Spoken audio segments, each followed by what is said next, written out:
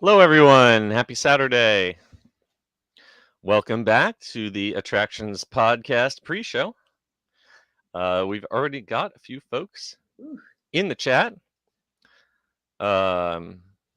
Gabriel came in, and I guess Gabriel left. So bye. So Gabriel's not here. And Wise are back. Hello. Hi, everyone. We've got Blossom and Terry. Hey, out there. And, of course, John. Hello. Thanks for joining us again. So we have a very special day up ahead for you. We are going to record our regular podcast. We're up to 128. Can you believe it? And we'll be starting that in just a minute. Brian knows how I feel. Yes. Carly with lots of Y's is back with lots of K's. A lot of Y's. Well, she did so great the last time. I think we're going to keep her around for a while. I had fun. Yay. That's what we like to hear. But so after we record our regular podcast, if you can, hang out, take a break, go to the restroom, whatever. And then at 1:30, we are going to jump into a special bonus podcast completely dedicated to Star Wars Galactic Star Cruiser. The new Star Wars hotel experience of our editor and publisher Matt got to experience it, and he has an amazing variety of videos that are up online, and he's gonna talk to us about every detail about Galactic Star Cruiser. Brian, that dinner sounds great. Yes, now I'm hungry. Short prime rib and truffle fries and Nutella brown. Yeah, I would still be in a food coma after that meal. That sounds awesome. So we're just up to about 20 people here. So I think we might as well kick it into high gear here. What do you say? Let's do it. All right. So we're going to kick it off. And it would help if I had my script ready. In 3, 2, 1. Please lower your head and watch your step while boarding. Welcome to the Attractions Podcast. You are all clear for dispatch. Have fun. Hello, everyone, and welcome to episode 128 of the Attractions Podcast, sponsored by Destinations with Character Travel. I am Seth. And I'm Carly. And we are here to talk to you about the latest and greatest in theme park news and more, as well as what's going on in our own lives. So, what's going on in your life? How has your week been since you made your first appearance with us last week? It has been great. I'm still reeling from the excitement. It's a lot to take in. I've had so much fun, connected with a lot of people on Twitter and Instagram after, and I did not go on the Star Cruiser, but I did go to Dollywood. So that's exciting. You know, I was just saying before we got started that is on my bucket list. I've heard nothing but great things about the rides, but especially about the entertainment and the food at that park. Yes, there's really nothing like it. And Lightning Rod is in my top 5 roller coasters in the country. It is incredible. The food is incredible. And just the people. You got that nice little Southern hospitality. That sounds great. That sounds great. Well, I did not get to go to Dollywood or Galactic Star Cruiser or anywhere exotic this week. I got to spend a nice evening at the Magic Kingdom playing around with Genie Plus, which I think we're going to be chatting about a little bit later. Yes, but the highlight of my week is I got to go last night to see the National Broadway tour of Frozen, the musical. It's here in town in Orlando. It's through this weekend and next weekend if you want to get tickets to see it. And I was really impressed. I got to say, I loved Lion King on Broadway. I really enjoyed the original production of Beauty and the Beast. Aladdin, Little Mermaid, Broadway shows didn't do as much for me. I was really happy with Frozen. It's got great special effects, fantastic cast, some really good new songs that strengthen the script. I recommend it. So yeah, it's a great production. I'm with you that Beauty and the Beast, Lion King, those are, just top tier Disney. Mm-hmm. Absolutely. Well, okay, without any further ado, let's get into the news.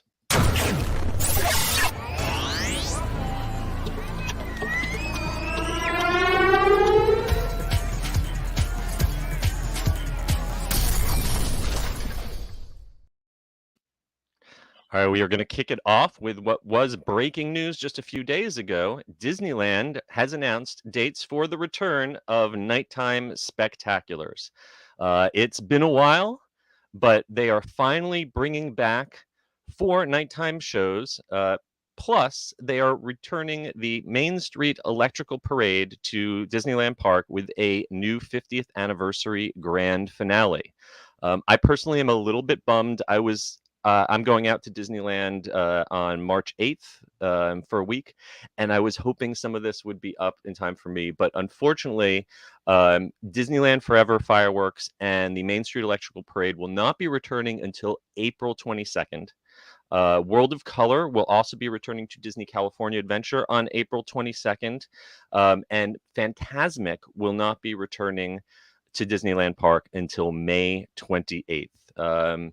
So out of all of these shows coming back to Disneyland Park, which one are you most excited about? Hands down, Main Street Electrical Parade. I mean, it's iconic, decades, so many incarnations of it. I love it. I mean, it's exciting. It's like Disneyland is finally getting there. We have trams, we have nighttime shows, so I'm ready.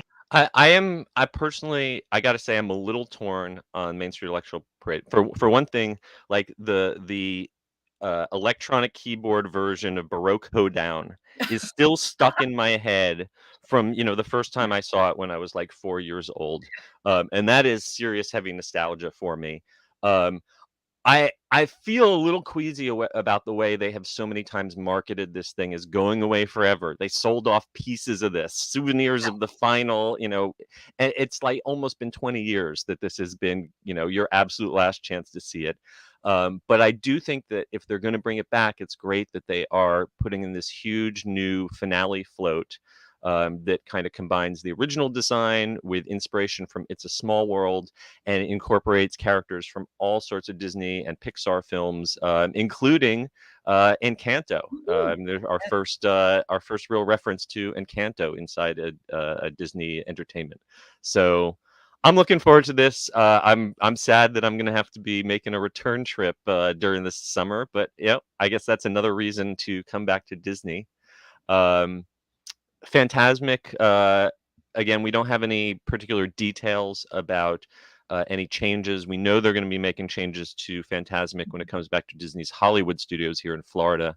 And World of Color looks like it's going to be the standard version of World of Color, not a special version coming back. The parade and the Disneyland Forever fireworks are going to be a limited time only. We don't know how long it's lasting, so get out there and see those while you can, and contact Destinations with Character Travel because they can help you plan that trip. Next up, Icebreaker roller coaster is now officially open at SeaWorld Orlando. We've chatted about this before. I got the chance to ride this during media previews almost a month ago. It has been a long time coming, but finally now officially open at SeaWorld Orlando is the Icebreaker roller coaster. It's a forward and backwards launched roller coaster. First announced almost 2.5 years ago and was supposed to open in 2020, but it is now open.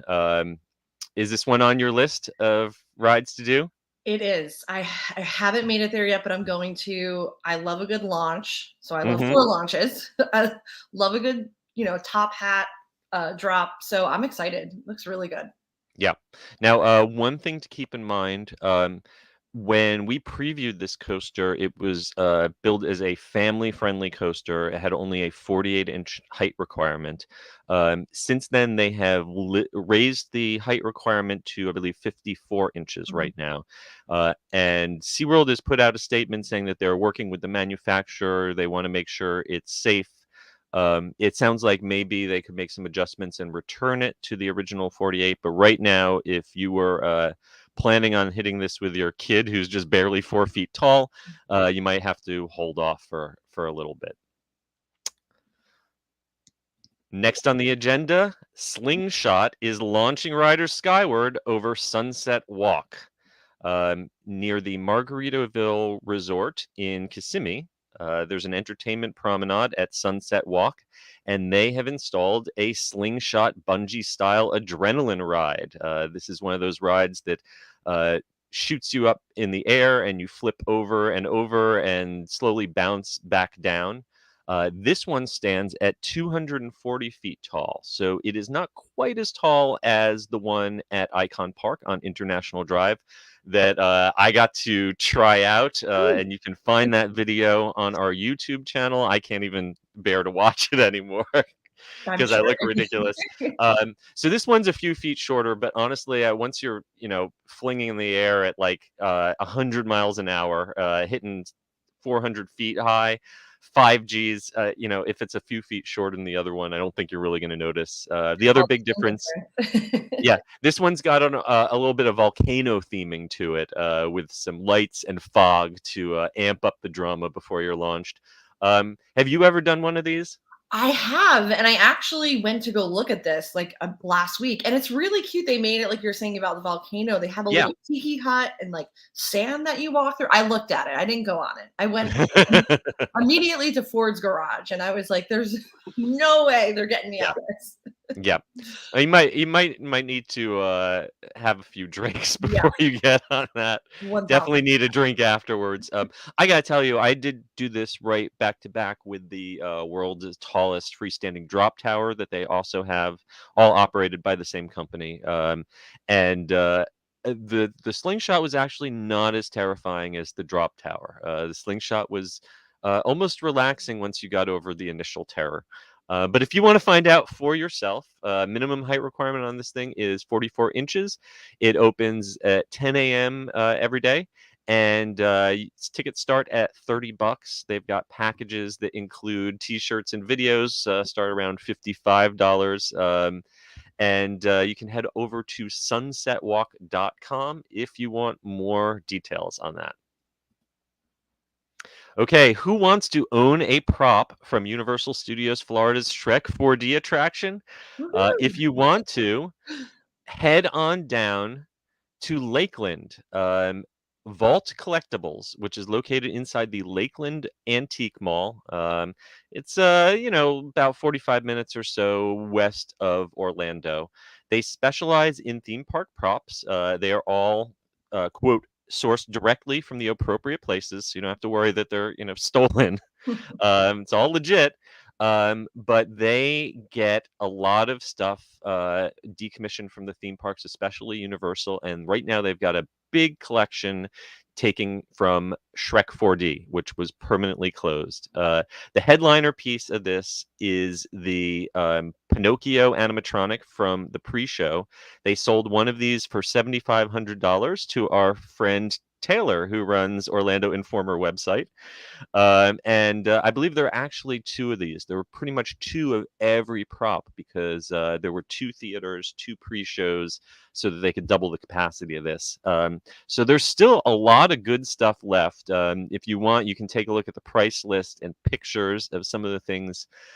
If you could, what would you want to take home from this collection of Shrek 4D I have thought cast long and offs? hard about this.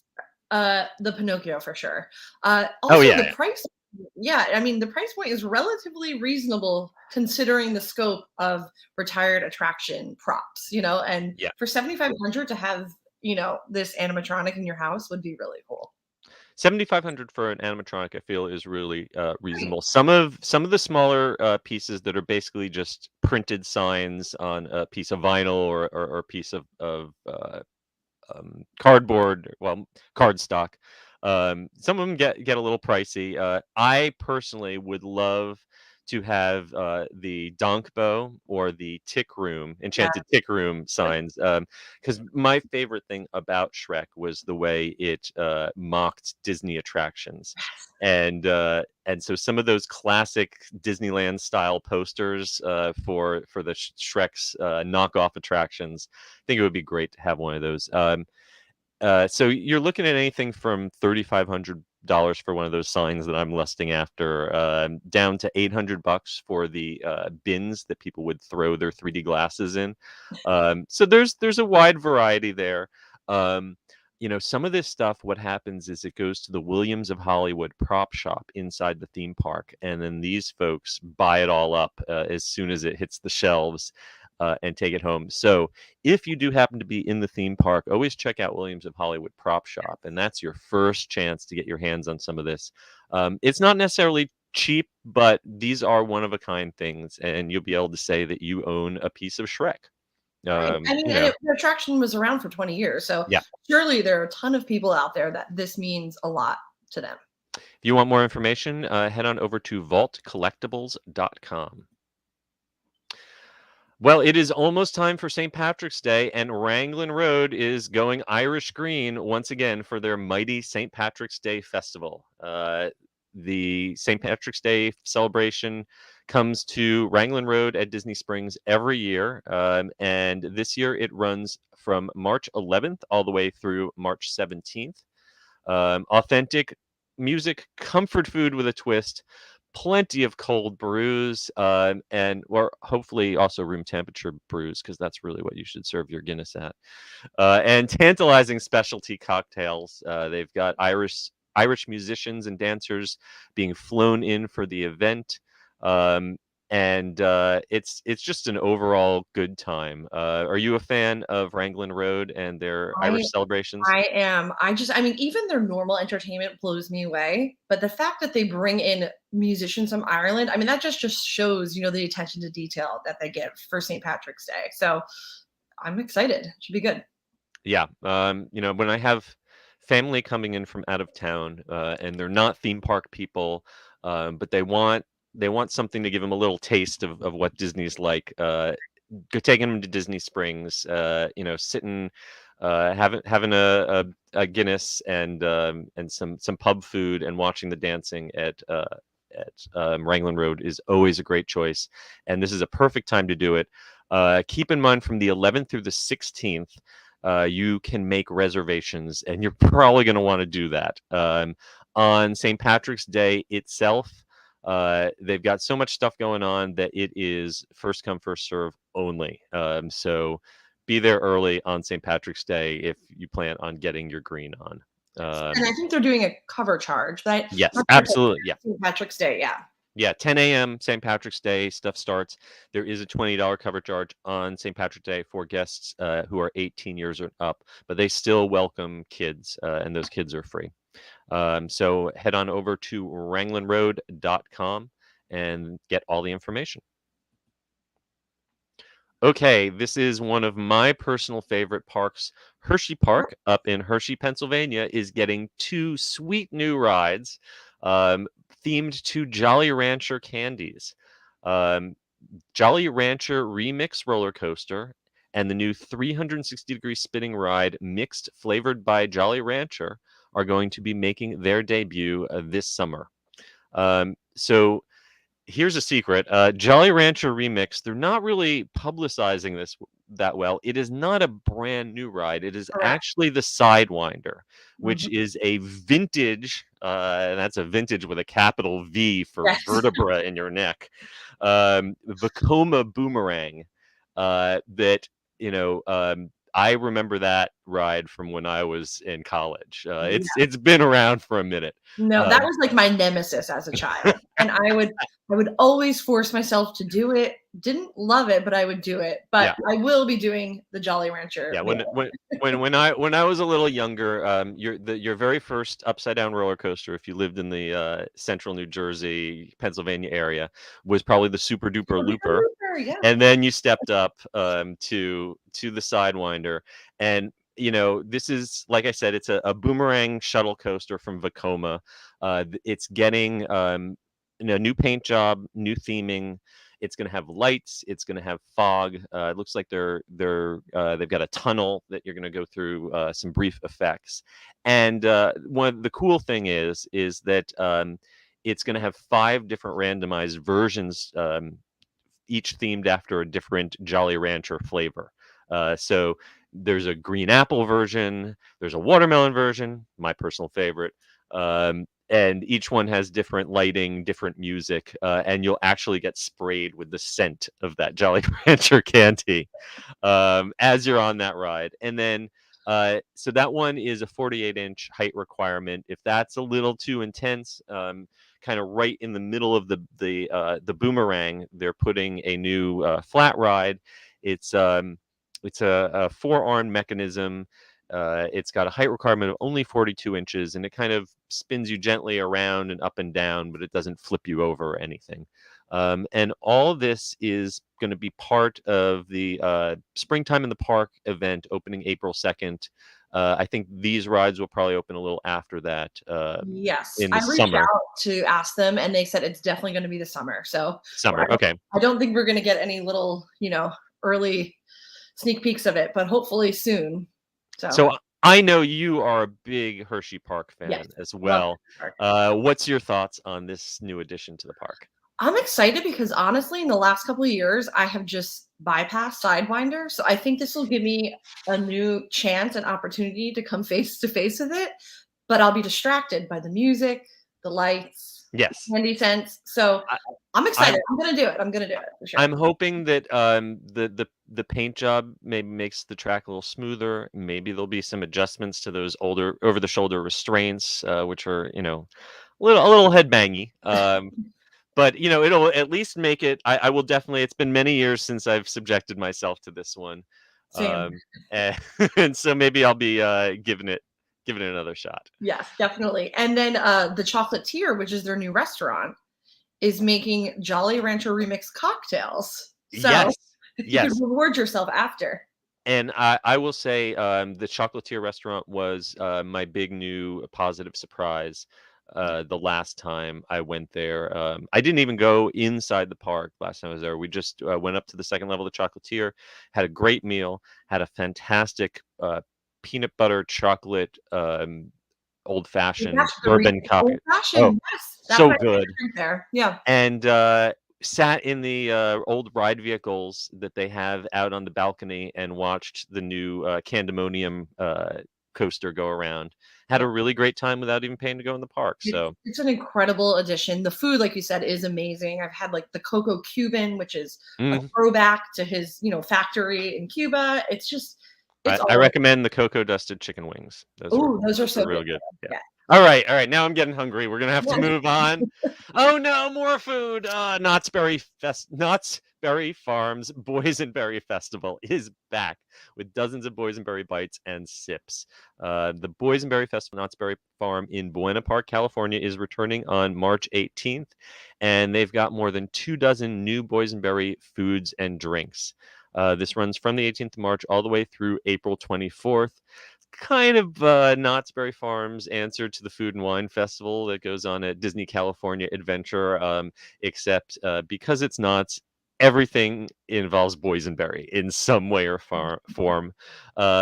You've got the food, you've got the boysenberry drinks, you've got local crafts, live music, and they also put on some special family-friendly entertainment and activities for the event. Are you a fan of Knott's? And more importantly, are you a fan of boysenberries? Yes. So I love Knott's. I particularly love the boysenberry soft serve. It's more like a custard consistency that I Mhm. love. And I'm excited for this festival because they have like dozens of items this year. So I've been already kind of making my list of some of the new things that I want to try. So they're getting pretty inventive. Yeah, I got to experience this event on one of its first years a few years ago, and I enjoyed everything I tried, from the boysenberry beer to the boysenberry meatballs, boysenberry chicken wings. Those were great too. But they've got some interesting things on the list this year. They got a crab sushi roll with boysenberry aioli, chicken cordon bleu with boysenberry cheese. That's the top of my list, by the way. Chicken cordon bleu. Need to try that. A Pozzoli with boysenberry garnish and tortilla chips, boysenberry cowboy chili. Definitely a wide range. I guess it's sort of like Henry Ford said about the Model T. You can have it any color you want as long as it's black. Well, Yes. here you can have any kind of food you want as long as it's boysenberry. Yes. And then there's the boysenberry horchata, which I was like, oh, okay, that's at the top of my list for beverages. So if your mouth is watering, I highly recommend you pick up one of their tasting cards. You can purchase all of these a la carte, but if you get a tasting card for $50 or $45 if you're a season pass holder, you get to have 6 different options, and it's a pretty good cost savings over the regular prices. If the idea of eating all that boysenberry does not appeal to you, you can still enjoy the live entertainment. They've got a Snoopy's Boysenberry Jamboree with the whole Peanuts gang. Riverboat Revenge, which is a new show in the legendary Birdcage Theater that's paying tribute to the park's history. If you're not aware, Birdcage Theater is where Steve Martin got his start on stage. And yeah, there's a lot of great history there. And speaking of history, they're also going to have a museum exhibit explaining the history of the boysenberry. And how how Knott's Berry Farm came to be, all thanks to a little fruit. So, like we said, this is starting off March 18th, running through April 24th. Knott's Berry Farm's website is where you can get more information, and Destination Character Travel will help you get there. Okay, a little bit sadder news. Hong Kong Disneyland is facing an extended COVID closure. Hong Kong Disneyland, throughout the pandemic, has closed and reopened more times than any other Disney park. And right now, it is the only park in the Disney's empire that is currently closed. It was forced to suspend operations in early January. They originally hoped that would just be for a couple weeks. It was then extended to February 23rd. And now it has been extended another 2 months. The target reopening date now for Hong Kong Disneyland is April 22nd. The hotels are remaining open with social distancing, and they are extending expiration dates on tickets during this period that it's closed. If you had a trip planned there, so yeah, this is not great news, huh? No, I mean, it's just so incredibly sad for cast members. I think also for just overall morale of people nearby. It's like we seek out the parks for comfort, and I hope that they stay on track to open in April. So, fingers crossed for all of them. Yeah. It just goes to show that even though we're kind of over the virus is not quite over us. Right. So if you want more information about that, head on over to hongkongdisneyland.com, and that's where they'll be posting all the updates. Okay, another Disneyland international news. Disneyland Paris Pride celebrates diversity. Disneyland Paris Pride blends international singers, a colorful parade, meet and greets, and magical atmosphere as it celebrates diversity and inclusion with a special after-hours hard ticket event on June 11th in Disneyland Paris. Now, the Disney parks in the U.S., Disney, Anaheim and Orlando, have had unofficial gay pride celebrations for decades, gay days. That was never an officially operated by Disney event. It was always kind of an independent fan operated thing. This is an actual Disney promoted, Disney sold event taking place inside the Walt Disney Studios park. It's the second time it's happening. It happened in 2019. It was postponed in 2020 and 2021, but it's back now on June 11th, from park's closing time until 2 a.m. And it's going to include an outdoor concert lineup that includes Mika, Bilal Hassani, and Becky Hill. You're going to be able to ride the attractions, going to be able to do special meet and greets with the characters. And there is going to be a Disney's Colorful Pride Parade, which will showcase favorite Disney characters in rainbow-colored outfits. So what's your take on this? I love it. I mean, first off, I'm jealous that they're going to be in the park until 2 a.m. Yeah, right? Well, I just miss those days of when you can have a late dinner and go to Magic Kingdom until 1 a.m. So I was very jealous. If I could go to this, I would. I love Micah.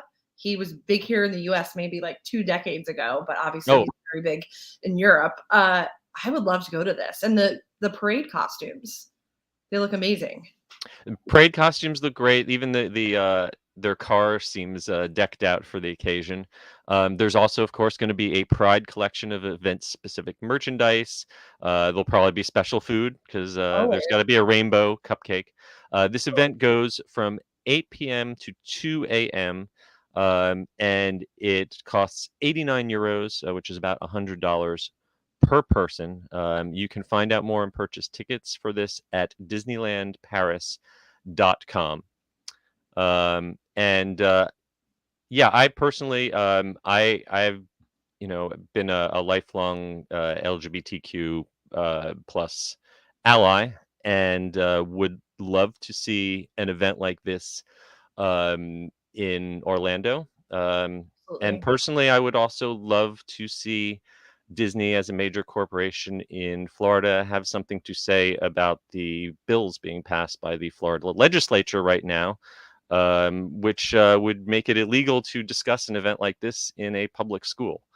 So I'm not going to get on a soapbox, but just that's my 2 cents. It's nice that they can market to the community and make money off of it. I wish when it push comes to shove, they could also stand up. So. Right. And I love that Disneyland Paris said, we want to support all of our cast members and whatnot by doing this, Pride celebration. So this needs to come over here. Yeah. So moving right along.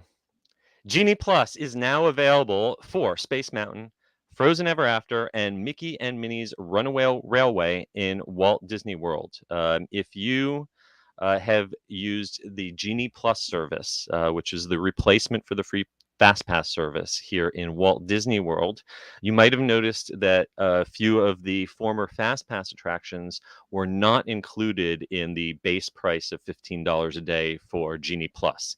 Now a few of them are. Space Mountain, Frozen Ever After, and Mickey and Minnie's Runaway Railway used to be individual lightning lanes that you'd have to pay for a la carte, separate from Genie Plus.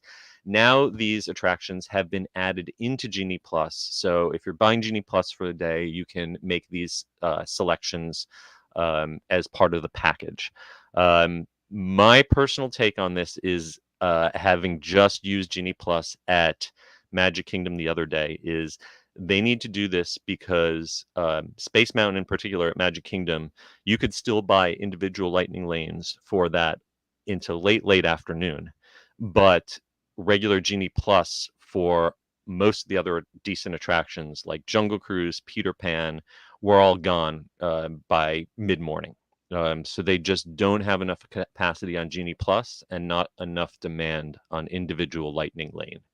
Have you used Genie Plus? Yes. And yeah, I echo what you were saying. Last week I was at Magic Kingdom. I had some free time, and all I wanted to do was go into Haunted Mansion, and so I went on, got up the Genie Plus, looked at it, and the time was until 7 p.m. And I was like, I am not waiting around for this. And I'm glad to see Disney kind of buckling under the pressure of the crowds and respond as quickly, especially going into spring break and summer. And they said this is only going to last until August, but I mean, hopefully they'll see that this may work out a little bit better than having them just as a la carte purchases. Yeah, this is a temporary change, but I am hoping that it becomes a permanent change. So the way that Genie Plus is kind of shaking out, especially at Magic Kingdom, it's honestly, there's not that much demand for it at Epcot and at Animal Kingdom. But if you're going to Disney's Hollywood Studios or Magic Kingdom, it's almost mandatory because we're seeing a lot of the attractions that used to be known as people eaters that you could, just walk onto with a 20-minute wait anytime, are now regularly posting hour-long or longer waits.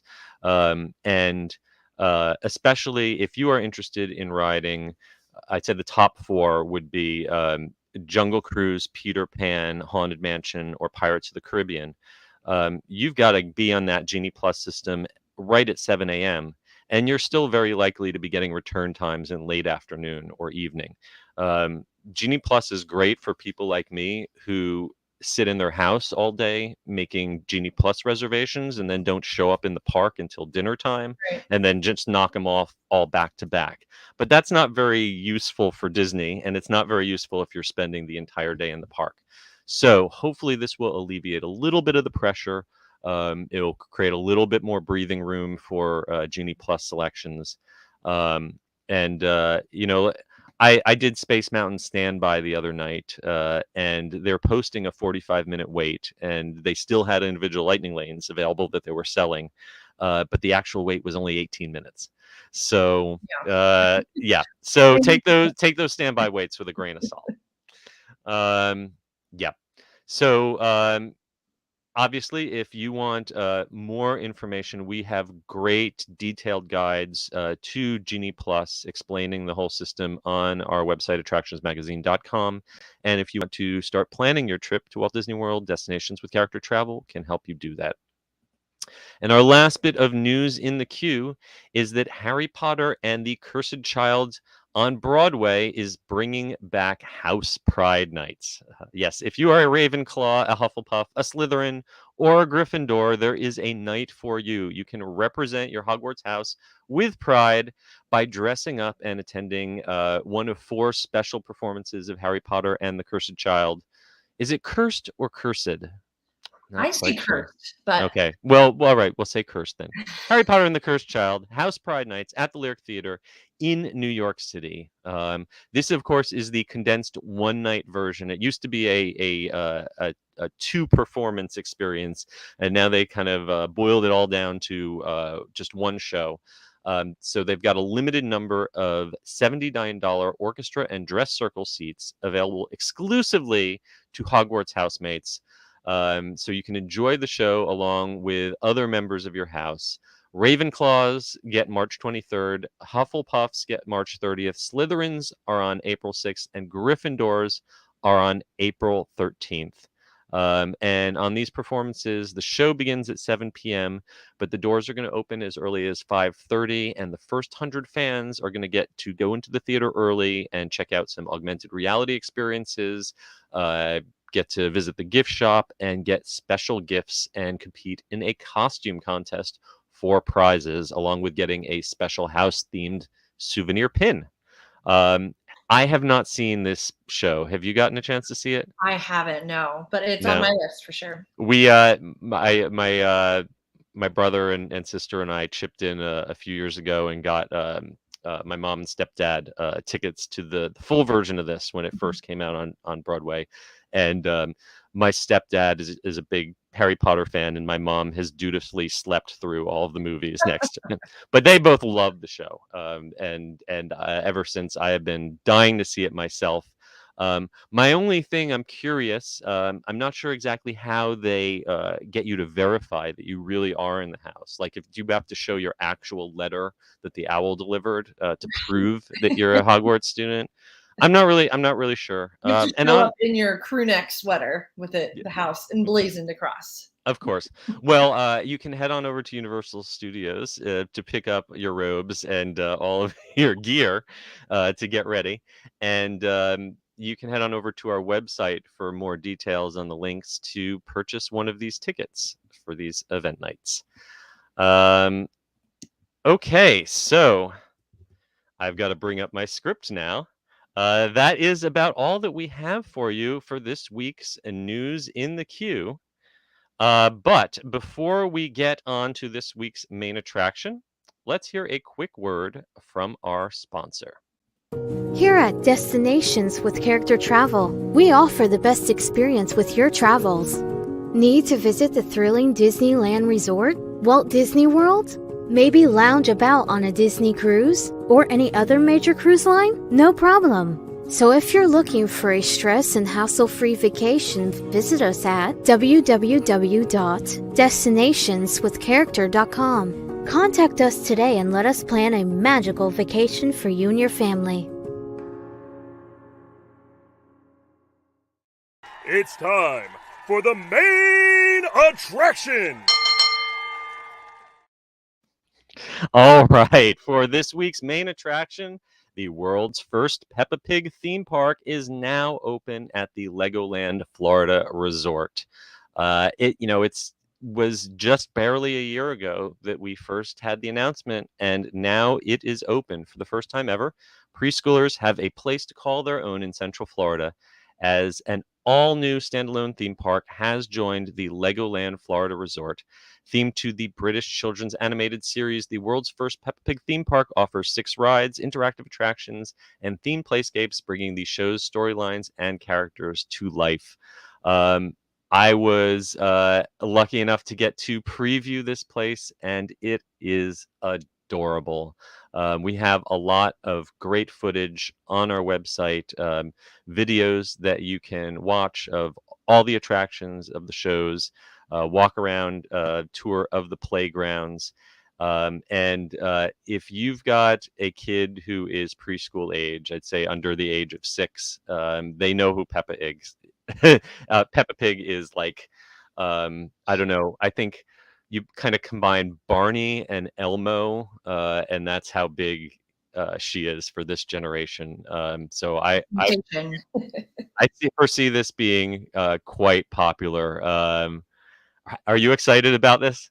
Yeah, so I was there at the preview, but I know we came in at different times. It's we incredible. It's whimsical. It's so colorful. I think I didn't go with kids, and I loved it. I think it's adorable. The roller coaster, Daddy Pig's coaster, was great. Has a little bit of a launch in it. Miss Rabbit's Diner was so well done. The theming in there, and that's just a quick service spot, but they really made it something special. I think families are going to love this. I think it is setting the Legoland, Florida Resort up for the next couple of years. And I'm excited to see what they're going to do. And they're kind of really nailing this target market of, from birth to like 13 years old. There's so much now. Little ones have something to do. And, a parent can take one kid into Peppa Pig. Maybe the family splits off, goes into Legoland, meets up. It's great. Legoland has always been great for kids who are from first grade up to, like tweens, like 12, 13-year-old. And this kind of fills in that bottom end of the market. I know if you scroll through these pictures or if you watch our videos, if you're trying to compare this to a Disney or a Universal theme park, it's going to look very two-dimensional. It's not that same kind of immersiveness. But if you're a 5-year-old kid, this is totally immersive. And it's also, financially speaking, scaled right. I think this is not $100 ticket. This is a $35 ticket or $30 if you buy in advance. So that's a really reasonable price for what you're getting. And what I liked about it was that it wasn't overwhelming. It wasn't overstimulating. You've got a cinema, which is just a quiet room with beanbag chairs, and you can just chill out. And the rides are built so that kids are not intimidated. They're not freaked out by it. If you have a kid who has sensory issues or autism, is on the spectrum, they are certified. They have amazing sensory information. So it's a perfect place to take them. I will say we've got a comment in our chat, and it's a little snippy, so I'm not going to put it up directly, but I'll paraphrase and say that it's not entirely wrong. The one flaw I would say is that there is not enough shade. This was basically built on a former parking lot, and there are shade structures around the perimeter, but it kind of walk through the middle of the park, and it's a lot of open concrete. And I've talked to the designers of this. They are very aware that by August they're going to need to throw up some more shade, or else they're going to have some kids passing. What they had was good, but I think they can definitely do more. I will say in 10 years when the trees all in 10 years when the trees all grow in, it will definitely be much more welcoming. So I would say right now, when it's still coolish out, we're actually here in Orlando, we're back to the 80s, so I think we're almost back to summer. But check it out now in February and March if you get a chance before it gets too hot out. And Our friends at Destination with Character Travel can help you plan a trip. Legoland Florida Resort. Check it out and say hi to Peppa for us while you're there. And George. And George. Don't forget George. Don't forget George. Okay, well, we have just about made it to the end of another show. But before we say goodbye, we do have a listener thank you to share. In case you didn't know, Attractions Magazine has a 4-tier subscription plan. Right now, we are not selling our VIP tiers. That's closed. But if you choose our club tier, the week after you subscribe, you will get a shout out from us here on the podcast. And this week, we are giving thanks to Terry Ingram. Thank you so much, Terry, for subscribing. So please, if you're interested in having us say your name, go on over and sign up for our club. And while you're there, please check out our winter issue of the magazine. And you might have noticed that there's one thing that happened this week that we mysteriously did not talk about. Yes, Star Wars Galactic Star Cruiser had its big media preview this week, officially opened March 1st. And if you want to hear everything about the Star Wars Galactic Star Cruiser experience straight from our publisher, Matt, who got to spend the full 2-night, 3-day experience, we have a special bonus episode available from the same spot where you got this podcast. So please download that and check it out for every possible detail about Galactic Star Cruiser. And finally, before we go, I want to thanks once more to our sponsor, Destinations with Character Travel. Once again, thank you as always for supporting us. And I want to remind all of you out there to support us by please giving us a review on Apple Podcasts, and please leave us a rating on Spotify. So if you want to hear more from us before our next episode, Carly, where can they find you on the interwebs? The interwebs, a dark place. I am on Twitter at Carly Caramana, my full name, which is very fun to spell. And then on Instagram, I am Adventures by Carly. Awesome. You can find me at theunofficialguides.com or at the UG series on Twitter and at the Unofficial Guides on Instagram. And you can find Attractions Magazine today and every day at attractionsmagazine.com, at Attractions on Twitter, at Attractions Magazine on Instagram, and on youtube.com at Attractions Magazine. And until next week, I hope you guys stay safe, try something new, but most of all, most importantly, have fun. We'll see you next time. See you. Bye. Thanks all.